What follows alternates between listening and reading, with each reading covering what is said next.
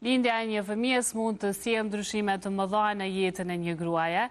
Bashkë me këto ndryshime dhe kujdesi që duhet të bërë ndaj të vegjëlve të saj, mandej vjen edhe ndryshimi hormonal, e që ky term baby blues që quhet, ky term fatkeqësisht nuk është shumë i njohur në vendin tonë. Donika Gashi, gazetarja, ka bërë një shkrim para disa ditëve që ka marrë për krahjen e shumë grave dhe ato e kanë gjetë veten në këtë shkrim, ka sjellë rrëfime fantastike të përvojave të grave që vetë e kanë kaluar këtë gjë. Në studio do të flasim sot me mysafiret që i kam të ftuara. Doktoresha Bleda Smajli Vitia është ginekologe në Spitalin Amerikan. Mirë se erdhe, Bleda. Mirë se ju gjeta, faleminderit për ftesën. Faleminderit shumë. Gjithashtu në studio e kam të ftuar edhe Rina Demiri Spahia nga Action for Mothers and Children, organizata e cila i ndihmon gratë që ta kalojnë këtë periudhë sa më lehtë. Rina, mirë se erdhe. Faleminderit, Gelina. Gjithashtu në lidhje direkte do ta kemi edhe Donikën, e cila e ka bërë shkrimin nga Praga është, për arsye që është në Prag, nuk kemi mujt me pas në studio, por përmes lidhjes direkte do të na bashkangjitet këtu në studio. Mirëmëngjes, Donika. Mirëmëngjes, faleminderit shumë për ftesën, faleminderit për fjalë që i tha për artikull në fillim të prezentimit. Faleminderit shumë edhe ty, se ke sjellë një shkrim fantastik edhe rrëfime shumë të mira që shumë gra, po besoj ju keni ndihmuar dhe e kanë gjetë veten aty.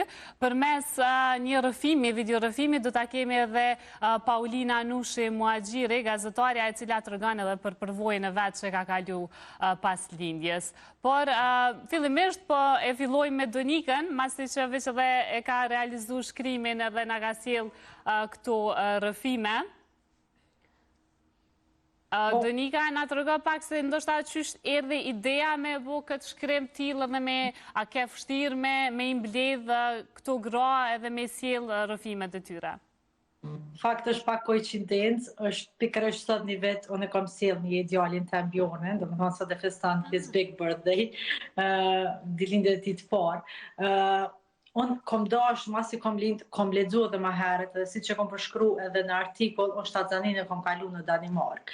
Edhe kom pa që atje i kushtojnë shumë rëndësi ndjenjave që i përjeton nana gjatë shtatzanisë, të përgatisin për ato që ka ndodhur mas shtatzanisë, për baby blues apo dhe për depresionin pas lindjes. Kur kam lind, unë jam kanë edhe përgatitur sa atje në Danimark, më kanë ftu në një konsult kur kam qenë muajin e 7, më ka tregu ajo punëtorja sociale që unë më me pas ndjenja jo fort të rehatshme mas lindjes, muj me përjetu baby blues, po muj me zgjatë deri një muj, nëse zgjasin ma shumë, do shmu konsultu me një psikolog. Po gjithmonë kur folet për këto tema të esha si të lartë, si nuk mundet më ndodhë ty. Kur linda, unë pikrish një vet më herët, sot një vet, unë thash, normalisht ndjenjat e mdoja që ti e bon nanë, me dze prat me pa bibën tane, po mas ne problemet që unë i kesha me gjithanje, nuk thjesht më mbyllën kanalit edhe filloj, ishte një mastet i hershëm, më shkaktun edhe me pas baby blues, ato ndjenja cilat punëtorja sociale në Danimark mi kishë shpjegu shumë herët, edhe unë kisha lexu shumë herët për to. Për qatë arsion e kom shpjegu edhe në artikull edhe kom dash me tregu edhe historinë teme, se unë i përkaz kësaj Okej, kemi një ndërprerje të vogël me Donikën, po në shkrimin e Donikës përmendet edhe Rina, e cila me organizatën e saj ju ka ndihmuar nanave, sidomos Donika të ka kontaktu ty pikërisht për problemin që ka pas me gjithanje. Po, Gelina, spari urime ditëlindja e djalit të Donikës, Bjornit, çfarë rasti e bukur. Po kështu, AMC-ja është një organizat jo qeveritare, e cila për mision ka shpëtimin e jetëve të nënave dhe të foshnjave.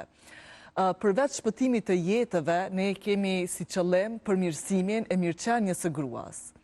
Dhe në kuadër të programeve tona, ne implementojmë disa projekte të ndryshme.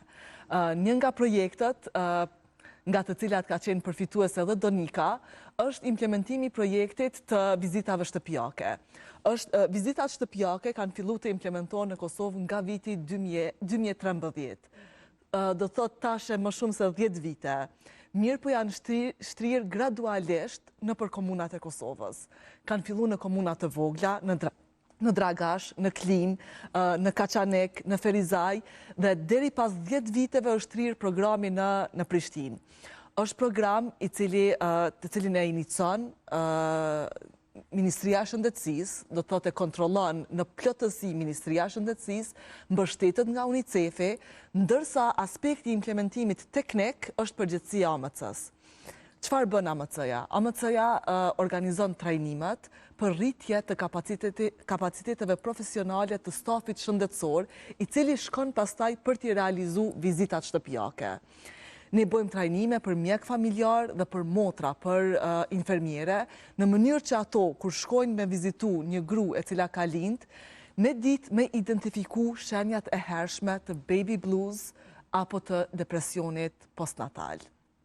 Kështu që për vetë si drejtoresh e AMC-s, kam si pasion, po ashtu jam e akredituar si këshilltare gjithanjës, edhe kur Donika është drejtu, atëherë në mënyrë automatike kemi fillu me bisedu së pari me njoft, me i validu ndjenjat të cilat ajo po i përjeton për momentin. Në momentin kur validohen ato ndjenja, ato pritshmërit e mdhaja me realitetin fillojnë me u përafru. Do të thotë se kur një nanë e cila lind ka pritshmëri që me njëherë 2 ditë pas lindjes të ndjehet më mirë, kjo pritshmëri vjen për shkak të pritshmërive shoqërore, për shkak të pritshmërive të mentalitetit, i cili nuk konsideron se nana e cila lind pas 2 dite me të vërtetë i ka ato nevoja reale, që ende të qëndrojë shtrirë, që ende dikush të kujdeset për të. Dhe kur validohet ndjenja, zbrastira në mes pritshmërisë dhe realitetit përafrohen dhe nana fillon të ndjehet më mirë. Mirë po me Donikën, do thotë kemi bisedu, i kam dërgu informacionet të bazuara në fakte dhe pastaj ka ndërhyr procesi shtetëror, do thotë vizitat në shtëpi. Tek Lehona, në atë kohë Donika, kanë shku ekipi vizitave shtëpiake të cilat pastaj e kanë kry punën e vetë si është më smire. Po, kemi me folë për kretë këto detaje, gjithashtu edhe me doktorishën Bleta, po e kemi tash Donikën, na është tregty në lidhje, kështu që dhe veç nësë të ka qenë të nga dëgju Donik, urime ditëlindjen e djallit, se Verina e uraj që na tregove, për shpresoj që me pas shëndet, e do t'i mbush 100 vjet me gëzime njët. Faleminderit shumë. E dëgjova Rinën, më falë nuk di çfarë ndodhi më herët, di ku ishte problemi. Po, çka është të thonë, unë i përkas atij grupit gazetarëve që përveç rrëfimeve të tjerëve, unë kam dëshirë që në ato pika ku edhe unë prekem me tërgu edhe rrëfimin tem. Se në emër të objektivitetit po largohet shpirti nga gazetaria. Për këtë arsye, unë kam dashur, rrëfimin tem e kom shkru shumë a herët, e kom shkru ndoshta masi e kom kalu baby blues me një herë, e kom shkru edhe kom pas në mendje që më dohet me i thirrë edhe gra tjera cilë kam përjetu, ndoshta shumë arancion se unë për fat të mirë, nuk më kanë gjatë ma shumë se 2 javë, po gratë cilat unë i kam intervistu, ato kam pas shenjat depresionit edhe mas 8 muje mas lindjes. Kështu që ajo që më ka shqetësu është, unë jam shumë e lumtur që ekzistojnë programe të tilla si vizita e mamive në shtëpi, por janë kryesisht për kujdesin e bebës edhe kujdesin e nanës në aspektin fizik. Kurse në aspektin mendor, në Kosovë nuk ka një program që i ndihmon nanave me te kalu, nëse baby blues zgjat pak, me te kalu depresionin. Gratë cilat më kanë shkru mas publikimit të artikullit, më kanë thonë ato që unë vetë se e kom ditë. Unë e kom ditë që kam depresion, po nuk kam kohë me shku te psikologu. Edhe përveç kohës edhe kushton shumë. Tek disa psikologë në Kosovë, një seancë terapeutike kushton deri 50 euro. Kështu që është shumë e vështirë për nanat pikë pari të gjejnë kohë, edhe pikë zyti të gjejnë pare që të shkojnë te psikologu. Sado që mundet më dok jo realiste kur po tham kohë dhe pare, është pikërisht me këto probleme të cilat ballafaqohen gratë dhe nana në Kosovë. Sado që qeverit, qoftë kjo qeveri apo dhe qeverit e kalume, në tërë kohën thonë që gratë do të bëjnë, çiftet e reja do të bëjnë më shumë fëmijë, në anën tjetër kujdesi emocional, psikologjik të grave është është në zero, vetëm në klinikën ginekologjike në Prishtinë ekziston vetëm një psikologe.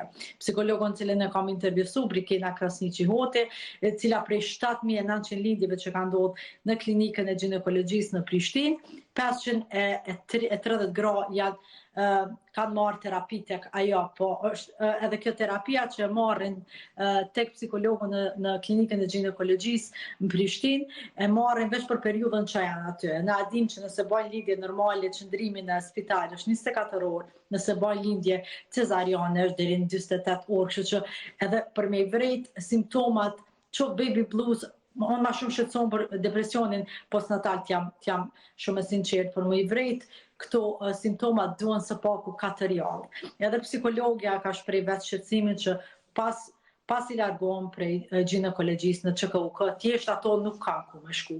Do të më shku tek spitalet psikiatrike që me kërku ndihmë, ose nuk ka një psikolog të veçantë në qendra spitalore në Kosovë që mirët me gra dhe që mirët me depresionin postnatali. Kjo për mua është shumë shqetësuese, kur në anën tjetër ne kemi qeveri cila inkurajon çiftet e reja që të bajnë më shumë fëmijë.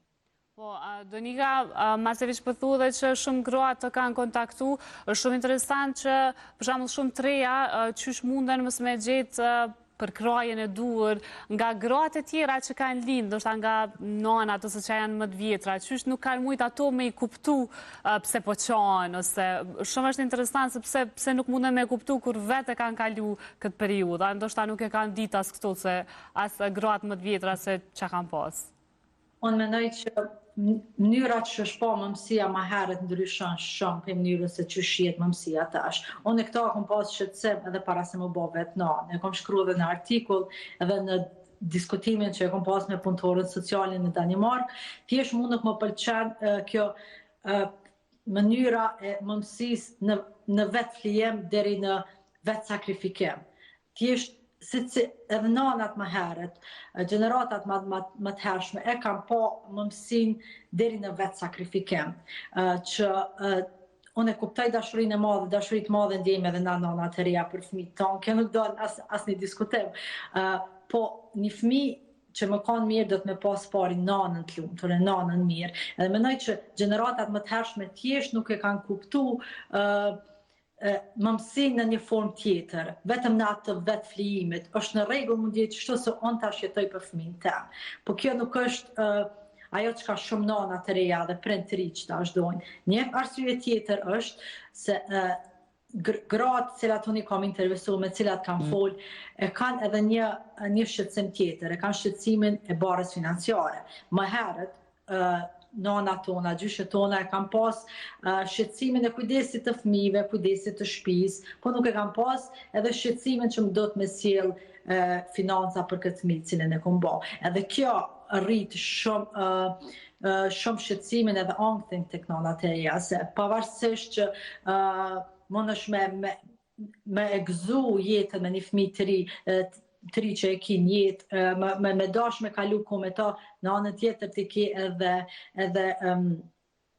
edhe probleme financiare dhe do është me i siguru fëmijës tënë ushqim edhe gjithat mirat në botë kapitaliste ku jetojmë. Që që nanat edhe gjyshet ose gjeneratat tjera ma vjetra, menoj që thjesht nuk e kuptojnë, menoj që e kanë kalu edhe ato, pas një dyshim, e kanë kalu edhe ato, qoftë baby blues, qoftë depresionin postnatal, po është pasi diçka normale që nana do të me i duru ato se e banë për hir të fëmijës. E kjo nuk mendoj që është në rregull.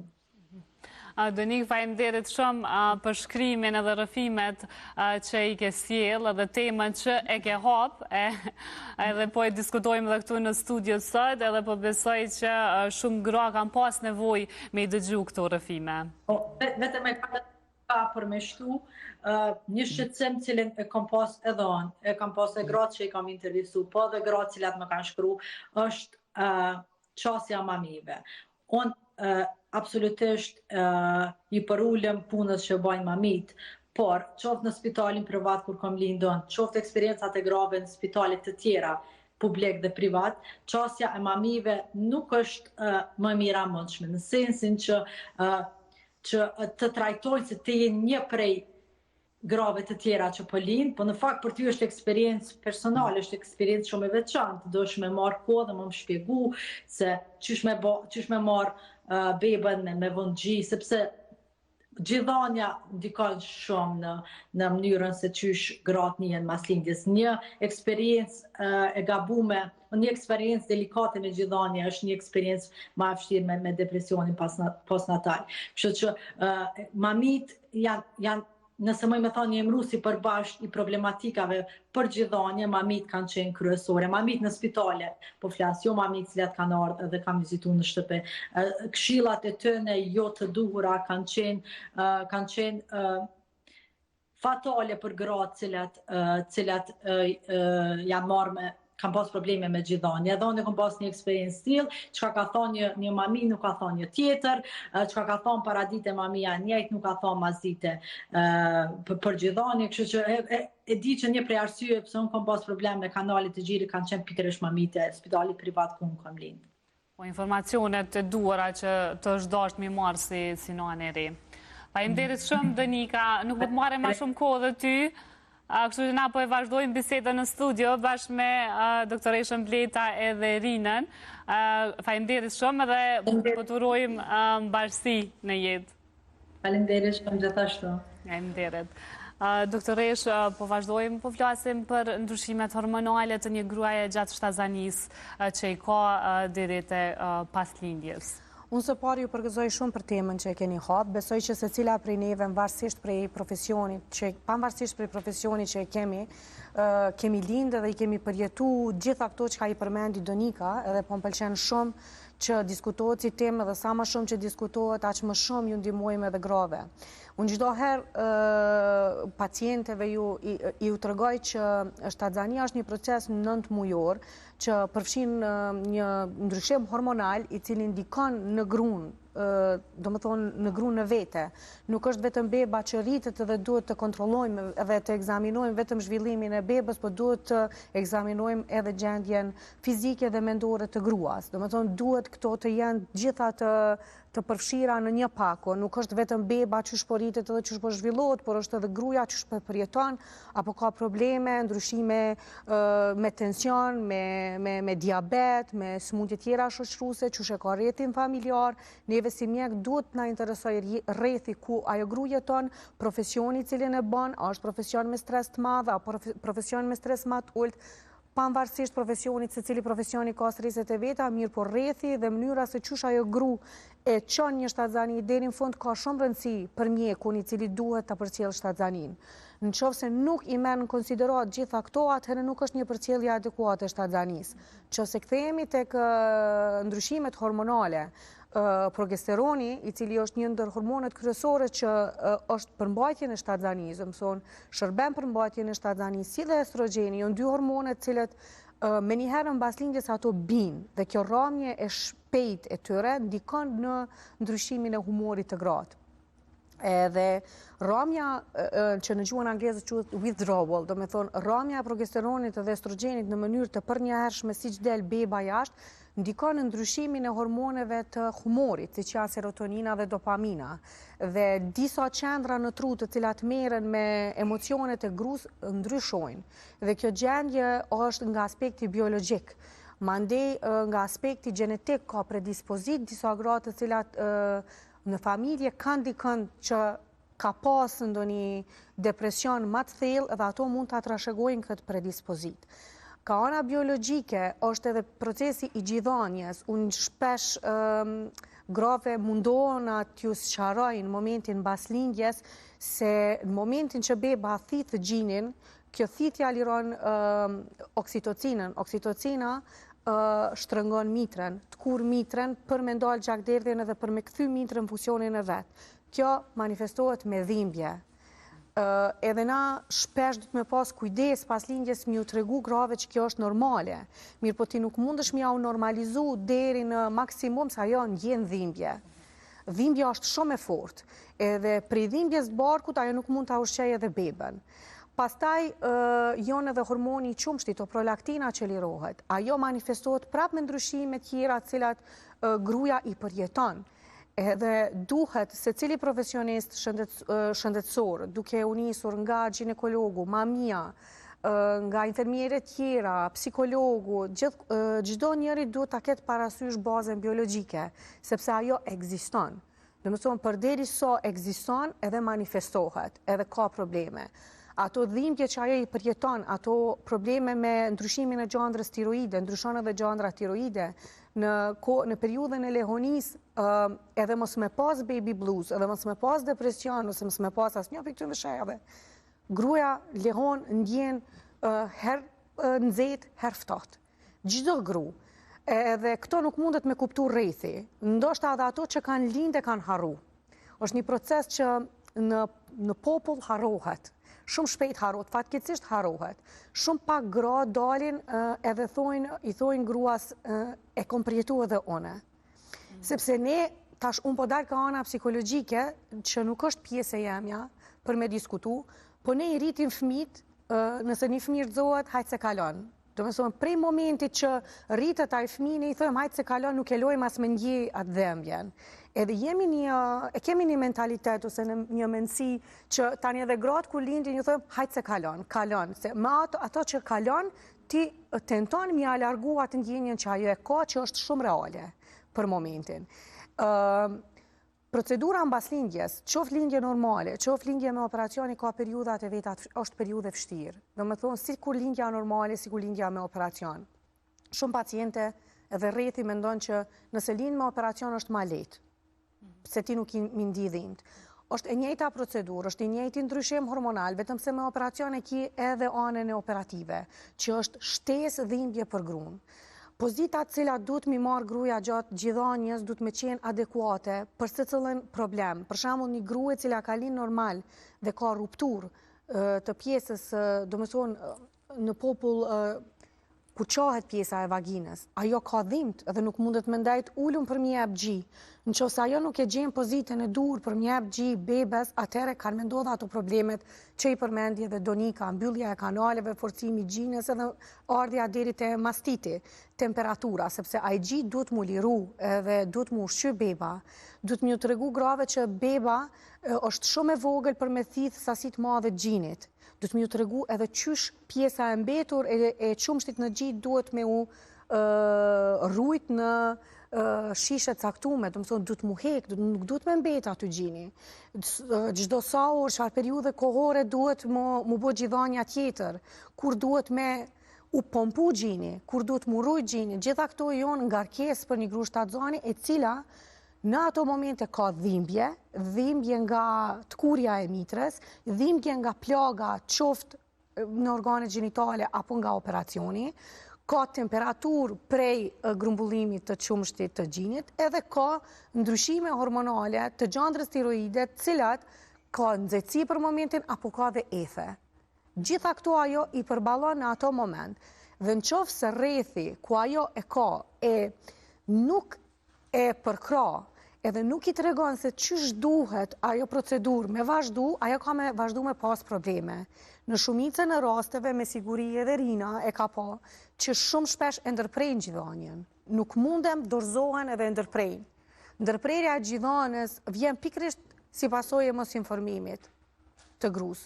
Shumë ka mungesë të informatave për gjithanje, edhe ato e ndërprejnë edhe kush e pëson beba.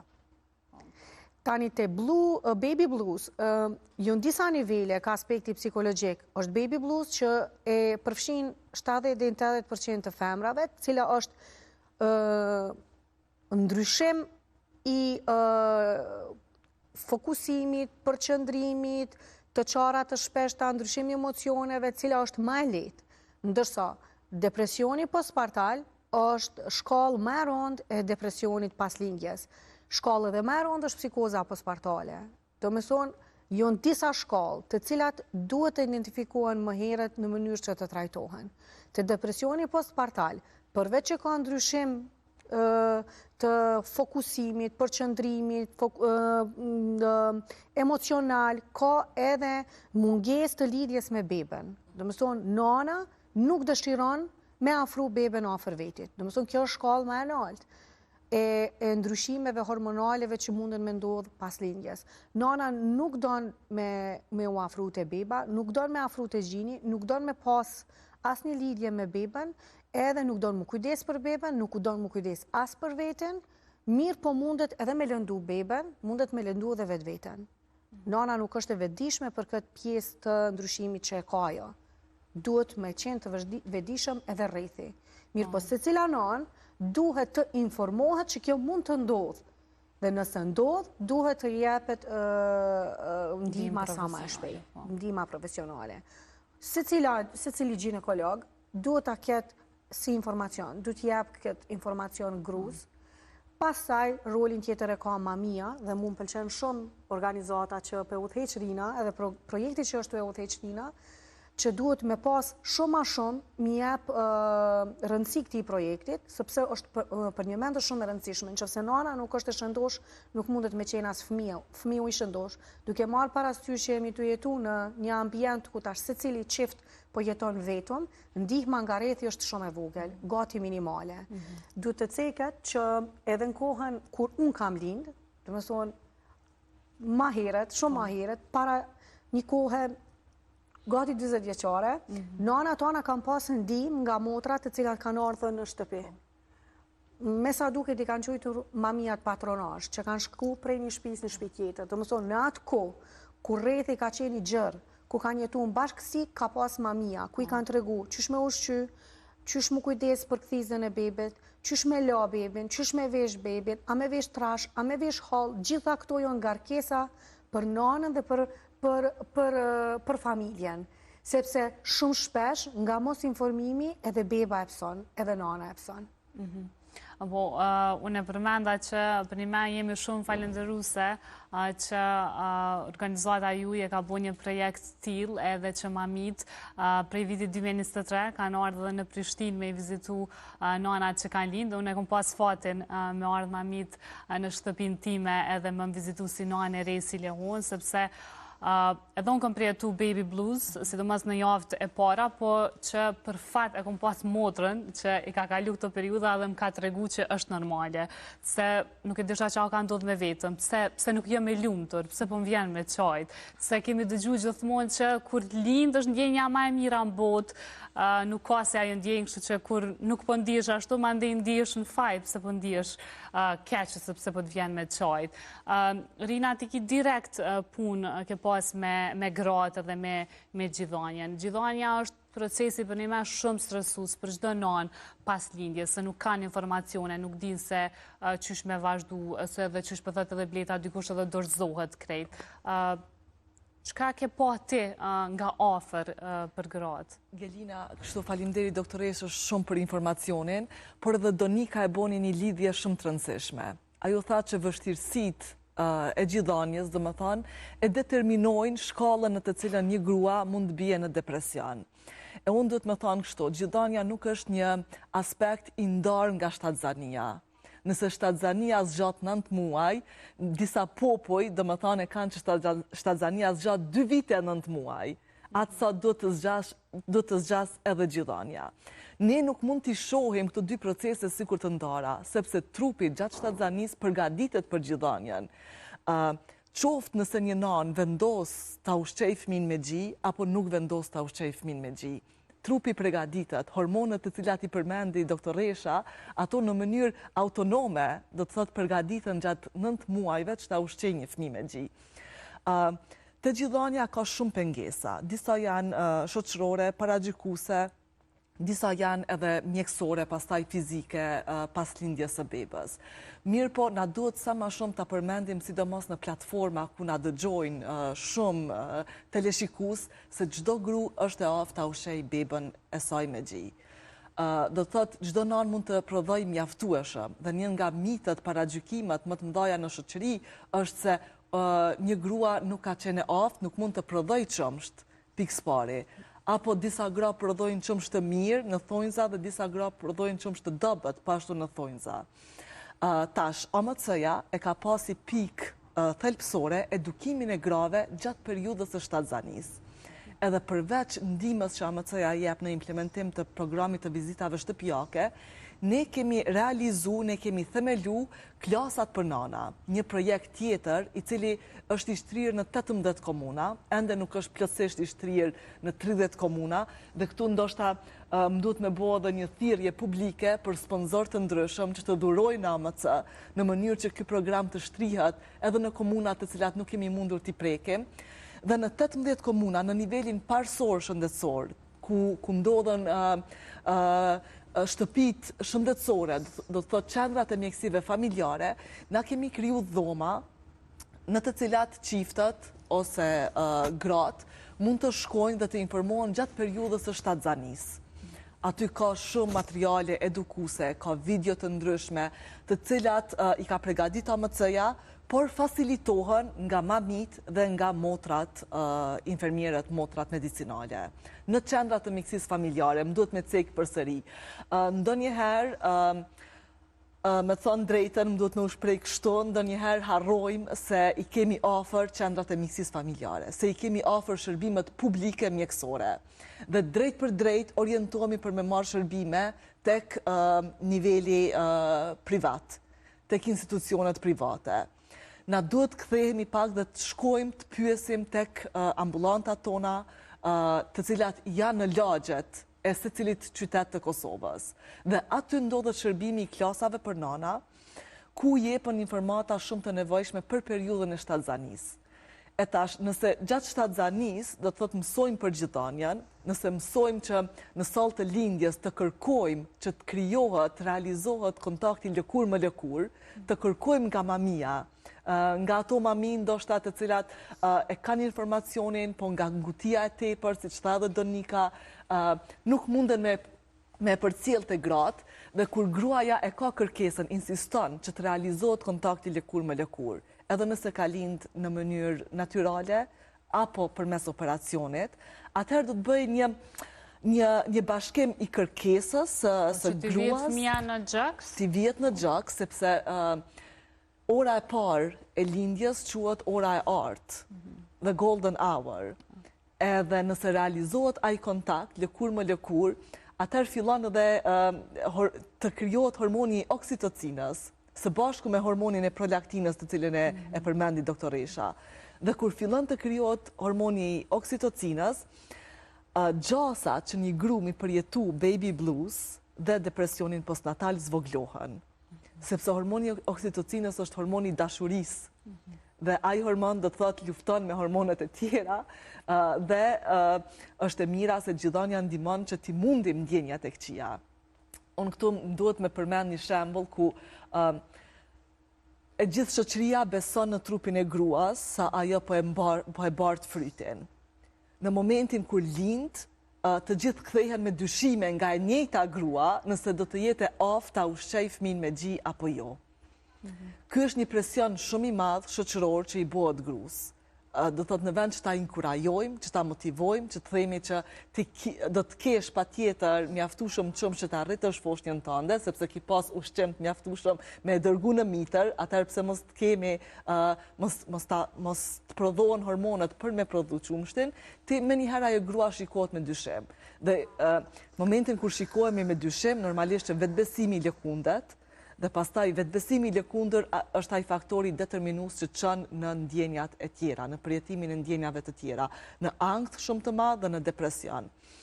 Ne po flasim për depresionin, por ndonjëherë ankthi është i mbështjellur brenda depresionit dhe për me diagnostifiku është shumë vështirë. Ankthin për me diagnostifiku do thotë është vështirë. Gruaja duhet të bëhet një screening për diagnostifikim të depresionit, mirë po mos të harrojmë ankthin postnatal, i cili nuk përmendet shumë në këto diagnostifikimet mjekësore, do thotë. 3 pika isha që i përmenda, lidhshmërinë e hormoneve me doktoreshën, ndikimin e oksitocinës, i cili ndihmon në zbehjen e shenjave të ankthit depresionit, edhe ofrimin e shërbimeve në qendrat e mjekësisë familjare, aty ku AMC-ja e ka pat nevojshme me ndërhy si mas preventive. e përjetimit pastaj të depresionit postnatal. Mos të harrojmë, falni që po du mund ndërhy, mos të harrojmë mi cek, sepse ne po flasim gjithmonë për ato nana të cilat kanë lindë fëmijët në termin, edhe i kanë kam depresionin postpartal, duhet mos me harru edhe faktin që është një grupi nanave që lindin fëmijët jo në termin, të më thonë para kohës, që përveç të gjitha këtyre neve që i cekem, ato nuk do të kenë mundësin për me ushqy beben me gji, edhe është tash ankthi edhe maj madh i saj, qysh mu kujdes për atë fëmijë cili lind para kohës. Është më e vështirë gjendja e këtyre grave kur lindin para kohës? Unë besoj që është më e vështirë, nuk matet vështirësia, gjithkush e ka atë vështirësinë e vet. Pse mendoj që është më e vështirë? Është sepse prej momentit që gruaja lind para kohës, edhe ka fëmijën të vendosur në inkubator, do të thonë nën përkujdesje intenzive, atëherë edhe këtu duhet rrethi në një mënyrë ta tregoj edhe veten, për shkak se mendësia janë nuk po flas me përqindje, po mendësia janë është e gruan e vendosin në një pikë ku e fajsojnë për një farë mënyrë për lindjen e parakohshme. Unë kam paciente, kur kam paciente të cilat kanë lind para kohës, edhe unë ju flas pikërisht për këtë pikë, që nuk është faji i tyre që kanë lind para kohës, sepse ato e përjetojnë me ankth atë periudhën duke e fajsu veten, edhe rrethi duke e fajsu nuk e kujdes, duke ki lind, ke shku në punë, duke shku në punë, e ki lind fëmin para kohës, ose ke shku në një udhëtim, aty e ki lind fëmin, ka shkaktu lindjet parakohshme, ose ki pas infekcione, nuk i ki bo analizat, do mësojnë e fajsojnë bashkë në atë periudhën kur është më e vështira për gruan, e cila duhet mu përkujdes. Unë këto duhet me potencu ndoshta edhe shumë ma shumë se sa këtë pjesën tjetër, sepse me këtë pjesë nuk merret askush. Unë kam pas pacientët të cilat i kom vrejt në presion, dhe mëson për mi lind fëmijët, për mi rrit fëmijët të cilët i kanë lind para kohës, edhe kom pa ankthin, problemet mendore të tyre të shtume, anën e vështirësuar psikologjike, dhe unë e kom ditë. Për shembull, unë si ginekologe dhe i kom thonë, mos i ndërgjo fjalët e tjerëve, sepse fjalët e tjerëve janë shumë paragjykuese, muj me thonë, edhe janë shumë akuzuese për gruan të cila lind para kohës. Dhe nëse nuk i ndihmojmë atyre grave, atëherë ato përjetojnë depresionin më të thellë. Duhet me cek edhe një pjesë që më përpara gratë kanë qenë nana shumë përkushtume, por nuk kanë pas shumë mundësi për me u marrë me profesionin e tyre. Tani gratë kanë ndryshu. Me ndryshimin e gruas ndryshon edhe mëmësia dhe rregullat edhe gjitha. Gratë janë me profesione të ndryshme. Ka punë, sidomos në sektorin privat, ku i detyrojnë më u kthy shumë shpejt mbas lindjes. Qoftë mbas lindjes parakohshme, qoftë mbas një humbje fëmis, sepse dhe ato duhet me cek, ose mbas ndonjë aborti, i cili mundet me qenë java e 19-20, sepse abort është edhe java e 6, po është edhe java e 18 e 19, ku jënë zhvillu një mori hormonesh, edhe ato duhet me kuptu, dhe më thonë i detyrojnë më këthyn punë shumë shpejt. Mandej procesi gjithanjës, procesi i rikthimit të gjendjes, në gjendje të shëndosh është pak ma i vështirë. Dhe të thot, këtu vështirësohet gjitha kjo, besoj une. Gelina, doktoresh, na duhet me dha një informacion shumë të rëndësishëm, pikërisht për foshnjat premature. AMC-ja para 2 viteve ka dhënë si donacion për klinikën e neonatologjisë një pompë profesionale për pompimin e gjirit. Është një pompë shumë e avancume, të cilën unë i baj thirrje nanave të cilat ndodhen në klinikën e ginekologjisë të kërkojnë ta përdorin pompën. Ato nana të cilat i kanë fëmijët në inkubator, do të thotë duhet ta pompojnë gjirin, sepse qumshti i gjirit është krucial për fëmijët që lindin para kohe, për fëmijët premator. Duhet ta pompojnë gjirin dhe të shkojnë t'ia japin fëmijës me siringa të ndryshme, të cilat janë adekuate për ato mosha premature. Doktoresha e boni një lidhje shumë të mirë, do të thotë fëmijët premator, ata që lindin në kohë, mirë po edhe dështimet e shtatzanive. AMC-ja ka programe do të thotë për secilin nga këto sektore. Për klinikën e neonatologjisë, për qendrat e mikësisë familjare, si dhe për vizitat shtëpiake. është mirë që edhe programi vizitave shtëpiake na duhet me cek që fillon nga shtatzania. Janë gjithsej 7 vizita në programin, në orarin të cilat realizohen. 2 janë gjatë shtatzanis dhe 5 janë deri në kur fëmija i mbush 3 vjetë. Do të thotë si OJQ, ne bojmë ndërlidhjen e komunitetit me shërbimet publike, shëndetësore, shtetërore të cilat ofrohen.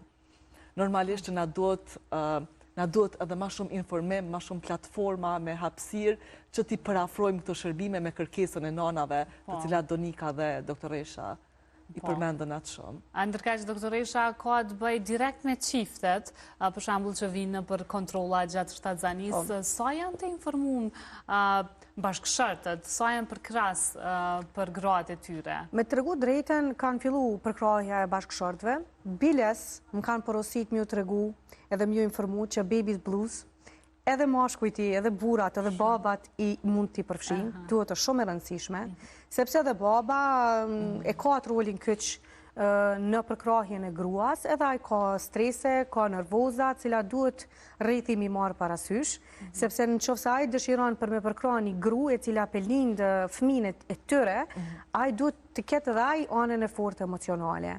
Në pacientët që ne i shohim për çdo ditë, domethënë edhe vetëdijsimi i burrave është ngrit, domethënë është e pëlqyeshme, cilët tentojnë me njohuritë e tyre të ndihmojnë gratë e tyre. Tash disa ka njohuri më shumë, disa ka njohuri më pak, por në përgjithësi po tentojnë të ngrisin edhe ata të vetëdijsohen, të ngritin nivelin e informacionit për me u ndihmu grave. Domethënë, unë mendoj që është pozitive, domethënë, sa ma shumë që po shoh çifte të reja, po mendoj që është pozitive edhe përkrahja emocionale e bashkëshortit. Ama duhet me pas parasysh që edhe bashkëshorti ka ato ngarkesat e veta. Në qoftë se familja nuk e përkrah djalin e tyre, ose këtë rast babën e fëmijës, edhe ai nuk mundet me përkrah gruan. Ndërsa për gruan është shumë e rëndësishme përkrahja e bashkëshortit. Më starojmë me cek, doktoresh, që në spitalin Amerikan e keni edhe si paket që psikologët të përkujdeset për nonat pas lindjes. Patjetër. E kemi, do më thonë, si paket, edhe deri tani, mamia të cilat gjinde në spitalin Amerikan, të gjitha nonat të cilat janë të shtrirë aty, ato mundohen të informojnë deri në maksimum për të gjitha këto që ne i bisedum. Mirë po, unë pajtona me Doniken, që nuk është e mjaftueshme vetëm 2 ditë, sepse informatat gjitha gratë i marrin, pastaj ato kanë mundësi të kenë kontakt me spitalin Amerikan, kontakte të vazhdueshme, të marrin përgjigje për mënyrën, do të thonë për ditët në vazhdim. Neve shumë shpesh na kontaktojnë pacientët edhe që shkojnë në shtëpi, bile unë e kam si pjesë shumë të rëndësishme, si gru që jam as pari, mandej ginekologe që t'ju kthej përgjigje pikërisht grave të cilat kanë lind. Aty ju kthej përgjigje edhe më shumë. Do të thotë se mundona mi ndihmu për procedurat e mëteshme. Përndryshe në spitalin Amerikan ato mund edhe vinë çdo herë nëse kanë ndonjë problem. Edhe me gjithëdhënie kemi raste kur vinë vetëm për me pyet si me bo gjithëdhënien. Do të thonë nuk jam të e bo mirë, a muj me vazhdu, çka me vazhdu dhe çka me bo. Do të thonë marrim orë ose minuta shtesë vetëm për me ju sqaru se çysh me bo gjithëdhënien. Unë mendoj që po, por ti mundohesh me ju ndihmu, po dhe familja duhet me ju ndihmu. Do më thonë, unë vetë kam personalisht antarë të familjes të cilët kanë lini fëmijën e dytë ju do këtë që nuk po din kur gjo. Edhe ti u dusha mi ndihmu edhe për pjesën e gjinit, po ti ki lind, ja po isha ti ki lind, po kom haru, sepse në ato momente, dhimbja që e përjetojnë edhe ndryshimet që i përjetojnë, ju bën me haru që e kanë bo dhe një fëmijë e kanë lind tjetër. Edhe duhet me e shtu këto si të rëndësishme, se kur e kanë lindjen e parë, gratë nuk kanë shumë informacione për mirit fëmijët. Po kur e kanë lindjen e dytë, ato e kanë edhe një fëmijë të parë që janë të kujdes. Tash janë të marrë edhe me xhelozirat e fëmijës parë, me kërkesat e fëmijës parë. Sa më shumë fëmijë që i kanë të shtëpia, më shumë vështirësohet situata për gratë të cilët po lindin fëmijën e dytë, tretë dhe të katërt. Sepse edhe gruaja e cila përkujdeset për një shtatzani edhe gjatë 9 muajve është më e lodhur se sa me fëmijën e parë. Se tash është 7 zane, po e ka dhe një fëmijë, 2 ose 3 që po kujdeset të shtëpia. Do të thonë, sa më shumë ngarkesa, aq më shumë probleme mbas lindjes. Do më thonë nga aspekti biologjik na vetëm me tregum, po nga aspekti psikologjik edhe social, është rrethi ai i cili duhet me informu. Ne si spital mundohemi ta bëjmë më të mirën që ti informojmë dhe ti përkrahim në periudhën postnatale. Mirë po duhet edhe familja, dhe më thonë të ketë rolin kyç vazhdim gjatë 24 orëve. Po besoj që shumë ma letë kalojnë ato që kanë pas informacione dhe vizita ndoshta te psikologu, edhe që kanë folë me ginekologin e tyre, se sa gratë që nuk kanë pas informacione fare dhe ndoshta i marrin këshillat e rrethit që edhe nuk janë të duhura si kur ato profesionale. Këshillat e rrethit unë pajtona me rinën shumë që këshillat e rrethit janë unë kom pas gjinin ma të mirë, e kom ushqy fëmin, është rrit edhe ka shtu pesh. Ti e pas ke gjinin ma të hollë, edhe fëmija jëtë nuk shton pesh. Kjo nuk qëndron, pajtona me rinën, gjini është i përshtatshëm për bebën që e rritë. Disa beba janë më të plota, disa beba janë me ma pak pesh. Me rëndësi është progresi, me rëndësi është zhvillimi i reflekseve dhe zhvillimi fizik i fëmis, motorik i fëmis. Psikomotorik. Nuk është me rëndësi sa kilogrami ka fëmija, është me rëndësi që shpo zhvillohet fëmija dhe apo shton. A i shton 50 gram, apo i shton 100 gram, ose 200 gram, varsisht prej fëmis. Edhe disa beba në barkun e nanës mbas lindjes lindjen me 4 kg, disa lindin me 2.5 ose disa me 3. Edhe ne, kur jemi rrit, disa e më të gjatë, disa e më të shkurt, varsisht prej genetikës që e kanë bebat. Nuk duhet me unis në kualitetin e gjinit, nuk mund është me përcaktu kualitetin e gjinit. Ti mund është me unis veç apo don mi jep gji, edhe a ka kush me të ndihmu për mi jep gji, fëmis, edhe apo din procedurat për mi të i kalu. Qysh duhet mi te kalu, qysh duhesh me marë pozicionin, sepse ka dhe shumë gra tjera që thoi nuk e kam gjinin, formën e gjinit normale për mi jep gji, ose maje nuk kam. Edhe une gjithmonë tentoj mi u të regu që nuk egziston ajo, por rrethin që fësë është më i fort me informacione, ata ta mujnë me informacione dhe ata vendosin mi ju besu nanës, ose gjyshës, ose halës, ose tezës. Më varsisht prej eksperiencave të tëmve. Nuk po kam gji. është Gelina, kështu se po më duket po pajtohemi që gjithdanja është faktor determinus të shkaktimi i ndjenjave jo të mira pas lindjes. Për këta dhe po i kushtojmë ka shumë rëndësi gjithdanjes tash. Gjithdanja është e bazuar në ligjin e kërkesës dhe ofertës. Sa ma shumë që bebën e vendos në gji, aq ma shumë shkon sinjali në tru, në hipofiz tash, në mënyrë që të lirohet prodhimi i qumshtit. Nëse nana e ushqen bebën me orare fikse, strikte, atëherë nuk do të bëhet prodhimi i qumshtit, ose nëse intervenon me formull, nëse ndërhyn me formull, ndërpritet ai cikli natyral i prodhimit të qumshtit të gjirit. Kur ndërhyn me formull, edhe beba ushqehet 30 ml me formull, ato 30 ml prodhohen më pak në gjëndrat qumshtore. Tash si ekonomiste, na duhet me sqaru pak gjithdanjën edhe me terma ekonomik. Gjëndrat qumshtore janë sikur fabrika. Truri është sikur drejtori, CEO, i cili e urdhëron prodhimin e qumshtit. Nëse nuk ka bashkëpunim, nëse beba nuk vendoset shpesh në gji, pa orare, por sipas kërkesës së bebës, atëherë gjithdanja shkon edhe fillon duke mos u prodhu që është mjaftueshëm. Ka shumë pritshmëri jo realistike ndaj... Do të më thamë faqe për ndërvej që çdo 2 orë duhet me u vendos beba në gji, po pastaj e kom pa që nuk është ashtu. Kudo që ka nevoj, beba ka me pi. Tash, unë po du me ndërhy këtu. Kur gruja nuk ka probleme, të më thonë nuk i dhem gjini, nuk ka probleme me maje, ajo ka me vendos gjin, fëmin gjithë, pa problem. Po problemi po lind të ato gratë, cilat po lindin me operacion, që po kanë dhimbje edhe nuk po din qysh me vendos fëmijë, edhe problemi po lind të ato gratë, cilat për shembull po thonë nuk e kanë formën e gjinit, s'po ma kushtimisht nuk pe merë beba gjinin. Që tu është problemi, se kur e merë beba gjinin, atëherë gruja pe vendos në gjie dhe po vazhdo në gji. Po kur po kam probleme, forcim të gjinit, mungese majes, do me thonë të gjinit, maje rafsh, që tu po egziston problemi, edhe mënyra se qysh po kujdesen për gjinin. Për shembull, po qahet, po ka ragada, qarjet vogla në maje gjinit, ato ka njerë gjakosin, mbushet goja e bebës me gjak, edhe gruja friksohet për me vazhdu gjithanjen. Qëtu është problemi. E tani na këtu duhet me pas fokusin qësh me futë në gji. Beba kur lind, nuk ka nevoj nana me u friksu që nuk po merë qëmë të mjaftushëm. Qëtu është problemi që nana të vendosin formul me një herë. Mandena në që se ti pra ki një vështirësi edhe po donë me po ki frikë për vendos bebe në formul, duhet se cila nanë me ditë që para se me vendos formul dush me ushqy 20 minuta minimumi me gji. Dhe më thonë 15 minuta njën në gji, 15 minuta tjetër në gji. Ska lidhje beba që qanë, ska lidhje beba ti dush mu mundu me vendos. Këtu është problemi. Mande, nëse ti po mendon që beba nuk është ushqy mjaftushëm, ja jep pak formul, po jo pa e provu me gji.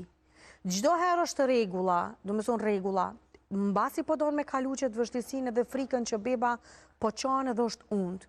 Përse cilat nana, nuk është undë beba në fillim. Beba pret shumë shtë energjinit. Mos u friksonim, fillim, edhe në qovë se hup pesh, është humbje normale. 70% të peshës trupore që lindë. Nuk është mutut nana, me një herë për vendosin formul, duhet beba mu konë gjitë. Qka mi bo qumë shtë gjinit?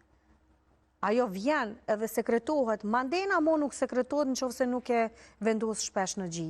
Më thonë, problemi po është, si pe kam problemin në fillim, që ato mandena pendalin. Më thonë, nuk pe vazhdojnë, nuk pe kalojnë problemin që e kanë. Qëtu është mi informu që mundet, pozicioni i bebes, du të me qenë adekuat, me afru afër gjinit, pozicioni i nanës që shrin ullum, sa e ka pozitën e rahatshme, edhe një send shumë e rëndësi që beba mos mu vesh trash gjatë periudhës së gjithanjes.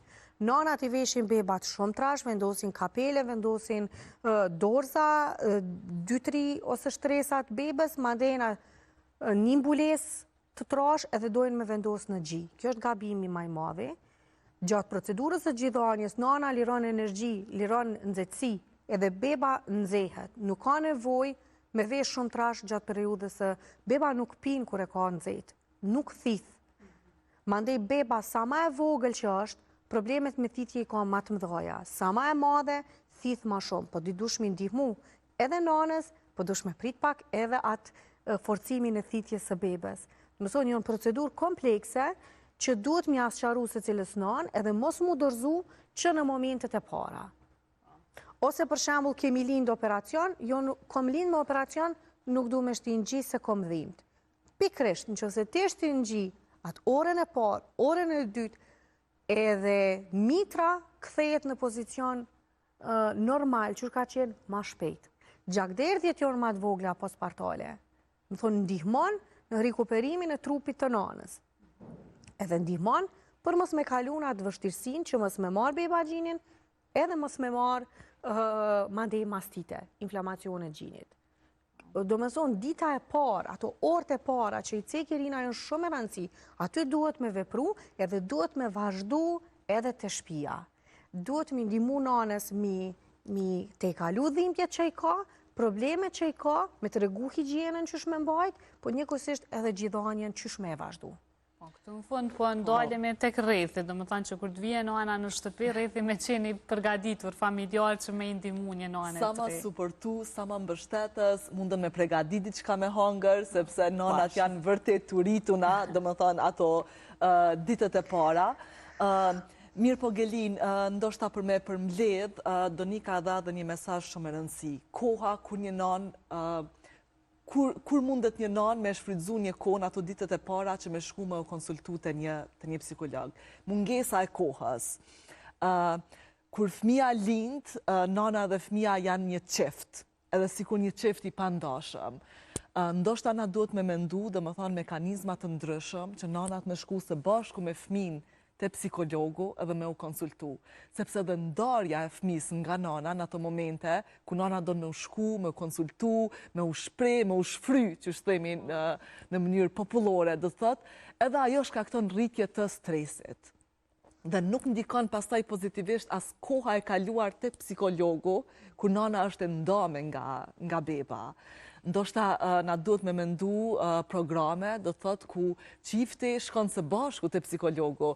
Doktoresha i përmendi që edhe partnerët, edhe baballarët e bebave përjetojnë ndjenja të ndryshme, dhe ata po e marrin një rol të ri në shoqëri, po i shtohet një përgjegjësi, dhe ju e dini që përgjegjësitë e baballarëve nuk janë pak, nuk i mbishën pak, sidomos në shoqërinë tonë. Që kur më njëherë i mbishet ai roli i mbajtësit të familjes, edhe pse e diskutum që tash është një barë e dy fesht, edhe për gruan, edhe për partnerin.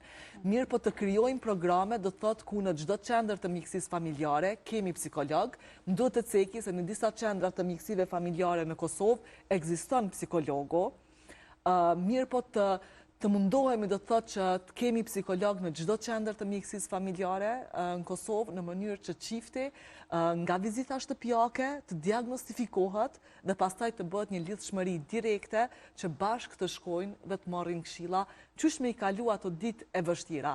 Ndonjëherë vetëm një trek, sikur me thonë, një këshillë e psikologut që mos me pas pritshmëri me u zgju prap herët kur zgjimet janë aq të shpeshta gjatë natës, e bojnë gruan me u ndje që, okej, po mu i kam, do më thonë, me qëndru ma gjatë në shtrat, në mëngjes, sepse i kam pas zgjimet shumë të shpeshta gjatë natës me bebën, edhe mos me u ndje fajtore që nuk po i mbrin të gjitha afatët në kohë edhe pasi që të lindë beba. Kështu do të thotë, mundohemi të krijojmë një sistem i cili funksional, një sistem funksional për familjet e reja.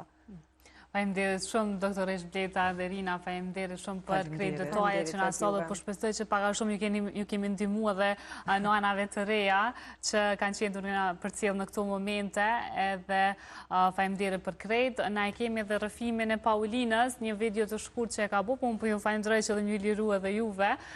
Po besoj që kemi më u pa edhe herave tjera. Shumë faleminderit. Faleminderit.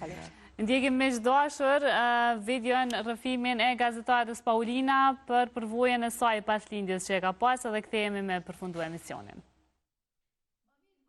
Të jashtëzakonshme, unë nuk muj me i haru të gjitha ato, le të themi, momente të jashtëzakonshme të cilat kanë lënë gjurmë tek unë si nën në të dyja lindjet. Kur jam bërë nën, po thuaj se para 8 viteve për herë të parë, e kam pasur gjithmonë për krahjen profesionale të mamive, krahas kujdesit të madh të doktorit që kisha zgjedhur për të përcjellur Shtatzënin, e nuk muj me haru një mami e cila më ka përcjell pastaj edhe në Shtatzënin e dytë, është mamia Motranoa, që i thonë të gjithë në qendrën klinikë universitare të Kosovës. Tashmë është pensionuar, por gjithsesi mbetet ikonë e ÇKUK-s, Naxhie Mavriqi, një mami e jashtëzakonshme e cila më ka ndihmuar shumë edhe gjatë procesit të Shtatzënisë, edhe pas procesit të Shtatzënisë, edhe në procesin e gjithënjes. E një emër i cili jeton me mua dhe tashmë e kam pjesë të jetës është mamia Razie Musa, e cila më ka ndihmuar jashtëzakonisht shumë.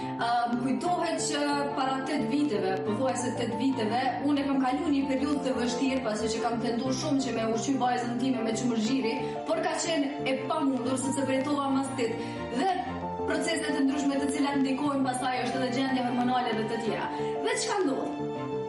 Unë filloj e fiksohem pak me cilësinë e qumshtit formul në Kosovë, edhe gjithkohës kam qenë në kontakt me zonjën Razie, e cila më thotë mirë, për sigurinë tonë dhe për qetësinë tonë, unë kom ta sjell qumshtin formul prej Anglisë.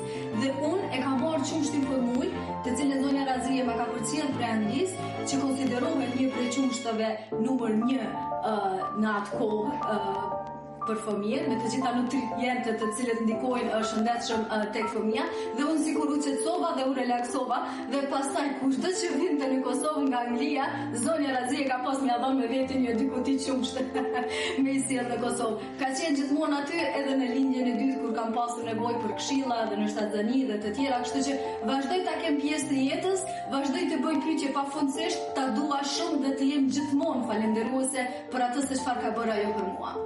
E para 3 viteve, kur e kam lind djalin tim, ka qenë një periudhë paksa e përzier, sa i përket frikës, emocioneve dhe të tjerave, sepse ishte edhe kohë pandemie.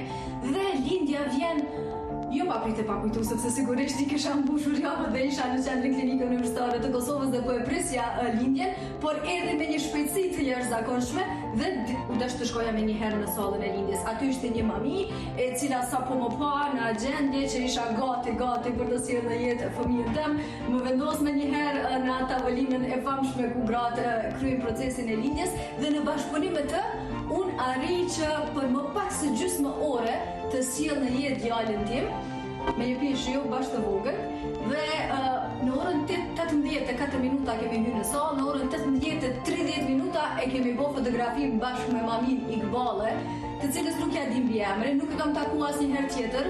Ndoshta po t'i lloj paksa egoiste sepse është dashur me shkumja bëni vizitë dhe më falenderoj edhe një herë për gjithë atë kujdes të jashtëzakonshëm, por gjithsesi po shfrytëzoj kohën tash me falenderoj dhe me i treguar që një lindje normale mund të kryhet me një mami e cila është aty dhe të përkrahë jo vetëm profesionalisht, por sigurisht edhe si gruas, sepse me të vërtet ka qenë e jashtëzakonshme. E kam kryer lindjen në sallë vetëm me mamin.